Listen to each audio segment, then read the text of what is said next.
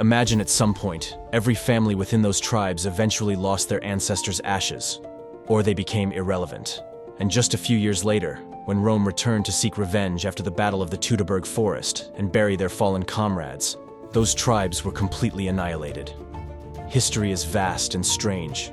So many tribes, peoples, and cultures have existed and then vanished without a trace.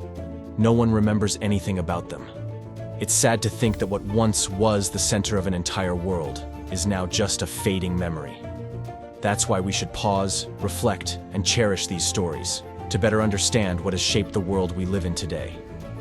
So, join us once again in reliving the deadly moments, the aftermath of Teutoburg Forest, 9 AD, immersing yourself in the tense atmosphere of massacre of both Roman and Germanic, and rekindle the burning flames of revenge of the most powerful empire in our history. According to legend, in 9 AD, 3 Roman legions and their auxiliary forces advanced into the Germanian forests, where they were eventually betrayed by the treacherous Arminius and his cunningly constructed trap.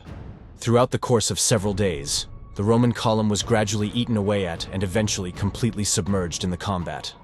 The Teutoburg Forest battle permanently ended Rome's northeastward expansion at the Rhine-Danube river barrier, altering Europe's future development.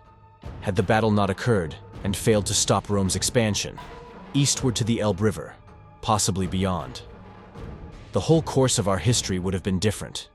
There would have been no Franco-German problem, no Charlemagne, no Napoleon, no Kaiser William II, and no Hitler.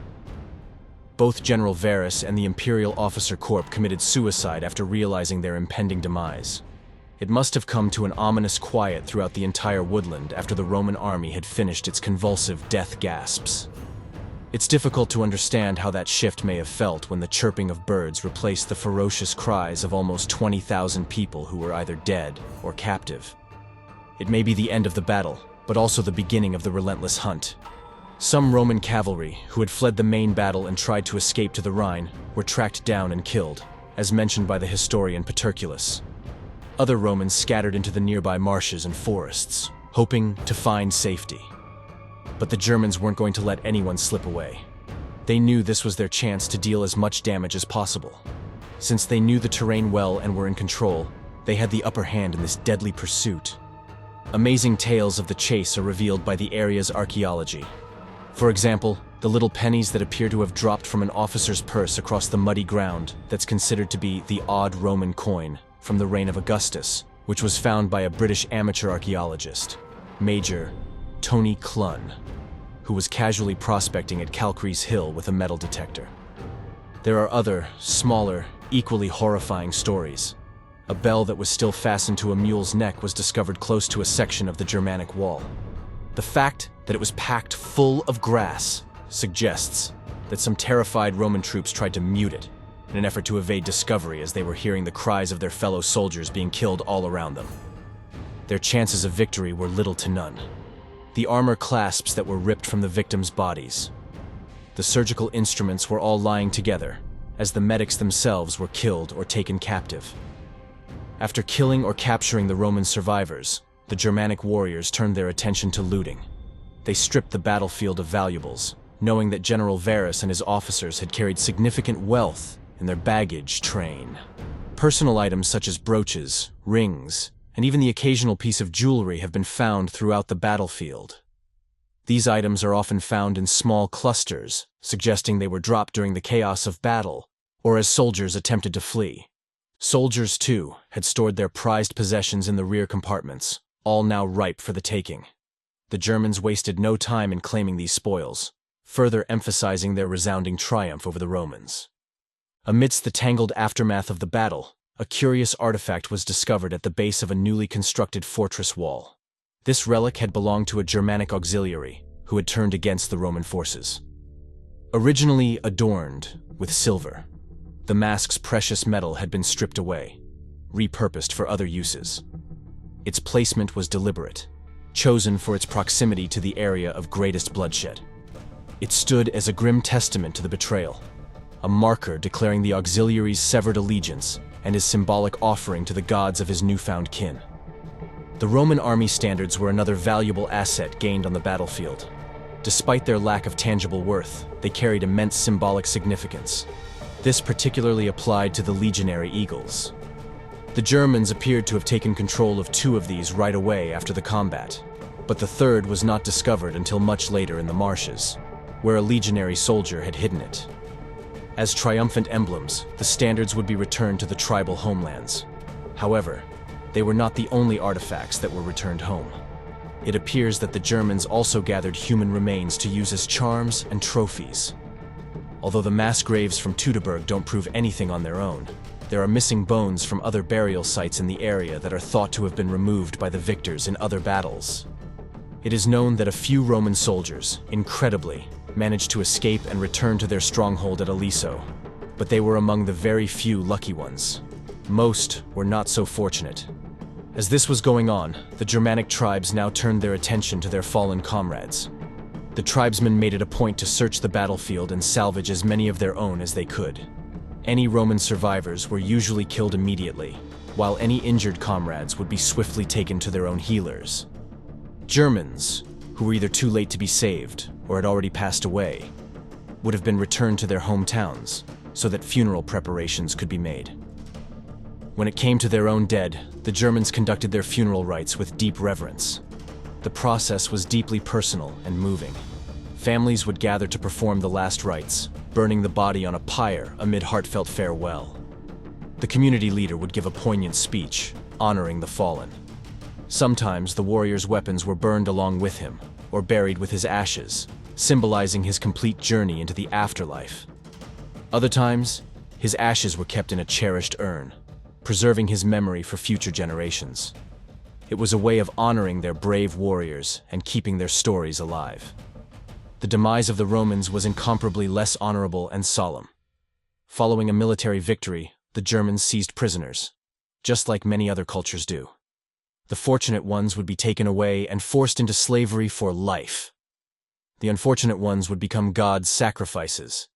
It seems that this act could take many forms. Listen, I've got a story that'll make your skin crawl about this battle aftermath. The stuff they don't teach you in school. Picture this. It's dead of night, and there's this eerie glow coming from a clearing in the woods. You creep closer, and what you see is enough to turn your stomach. There's this altar, right? And around it, animals tied up, necks bent at awful angles. But that's not the worst part. They've got people there too. Prisoners, I guess. And this priest, he's standing there with this wicked-looking knife. Before you can blink, he's slashed one poor soul's throat. Blood goes everywhere, all over the altar, the priest, even splattering the crowd. It's like something out of a nightmare. According to Roman texts, the victim would only consent to the ceremony before the actual killing took place. The rest of them were slowly strangled and hanged from oak trees, their deaths orchestrated by teams of men who lifted them with ropes while priests chanted solemn prayers. Other sacrificial rituals were even more gruesome. Victims were decapitated, and their severed heads were nailed to trees, transforming the area into a macabre shrine celebrating the Germanic victory. Some captives were simply thrown into the sacred marshes, their bodies offered to the gods in thanks, their final resting place hidden in the shadowy depths of the woods. However, not all the fallen could be given such grim honors. The sheer number of dead Romans meant that most were denied any ceremony. There were so many bodies, they couldn't even bother with all of them. Just tossed them by the roadside like trash. Piles of them, left to rot in the sun. Of course, the most well-known of these rewards was Quintilius Varus's head, which Arminius brought to the Marcomanni tribe in an attempt to win them over to his cause. As a show of goodwill, their ruler quickly sent it onto Rome in order to avert the legion's inevitable fury. As you might guess, this caused terror to spread across the streets and sent panic through the city. There were rumors of Rome being destroyed by a vast barbarian army. Although there was a genuine sense of concern in the air, the more composed people didn't actually think it would occur. The empire is in danger because Rome's foes gain confidence with each setback. Who knows which tribe the next rebel group might form, or which tribe might decide to launch an attack. A few years ago, Rome was the epicenter of the massive Illyrian revolt, which saw almost 1 million people rise up. To take that down, the military had to exert exceptional effort. Now, When everything appears to be calming down, news from Teutoburg arrives. It should come as no surprise that Augustus, who is normally composed, is beginning to lose his cool. Suetonius, the colorful historian, claimed that this man was so depressed that he went months without shaving or cutting his hair. He would occasionally even strike his head against the door while cursing Pharaoh. However, it was time to gather ourselves and make a move. The empire had to go on the defense as soon as possible. Augustus began raising his army, installed guards around Rome, and granted the provincial governors additional authority. Arminius was busy arranging his next move with the Germanic tribes in Germania in the meantime. The tribes knew they had temporarily caught Rome off guard and that they needed to move quickly to maintain their advantage. Thus, they set out to destroy the last remaining Roman stronghold on the east of the Rhine. They attacked forts, outposts, and towns. Only one significant Roman outpost really made an effort to resist. The Germanic armies engaged the defenders in close combat, suffering significant casualties along the way. Couldn't continue to increase the loss. Germanic came up with a new tactic that was used in many historical sieges, from Asia to Europe, from thousands of years BC to millennia later. Siege. They laid siege to the fort in an attempt to starve the Romans to death. However, the final imperial fortress in Germania was left open to plunder when the defenders, one stormy night, managed to flee to the Rhine. But when the Germanic tribes tried to cross the Rhine, they found themselves stopped by the now stronger Roman defenses. Actually, it was clear that Rome significantly recovered the force, so no significant invasion was undertaken. They would have been better off withdrawing and waiting for the impending conflict. Sadly, even though the barbarians had discovered a shared goal prior to Teutoburg, the change in strategy weakened their cause. For instance, the king of the Marcomanni refused to support Arminius's cause. More dangerously, Segestes, a fellow Germanic leader, was more inclined to cooperate with the Romans and advocated for forming an alliance with them. He believed that aligning with Rome would be more beneficial for his people in the long run. Once Rome recovered from the initial shock of its defeat, it decided it was time for revenge. And he knew exactly who he was going to send to deliver it: his adopted son and best general, Tiberius.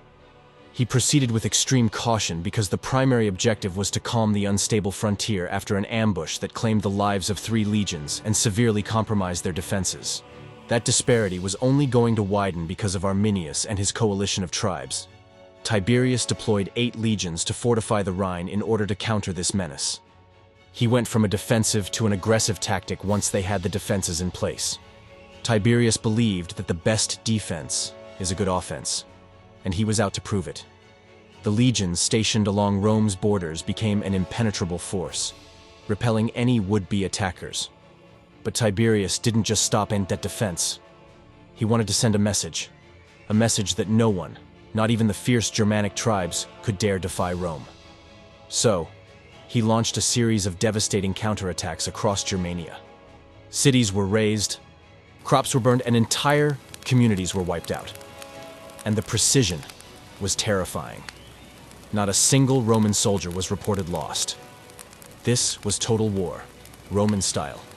But even after all this destruction, Arminius, the man who had orchestrated the ambush, was still at large. Tiberius spent 2 grueling years in Germania, but before he could finish the job, Augustus called him back to Rome.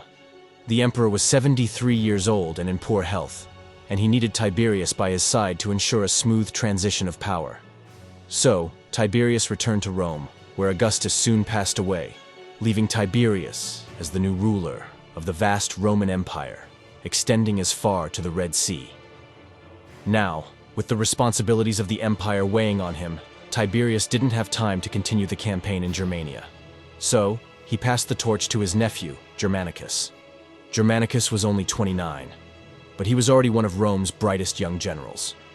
And let me tell you, he was determined to finish what Tiberius had started. He led the legions on a brutal campaign through Germanic territory, destroying everything in their path. The Germans' triumph at the Battle of Teutoburg Forest was starting to feel like a distant memory as Rome reasserted its dominance.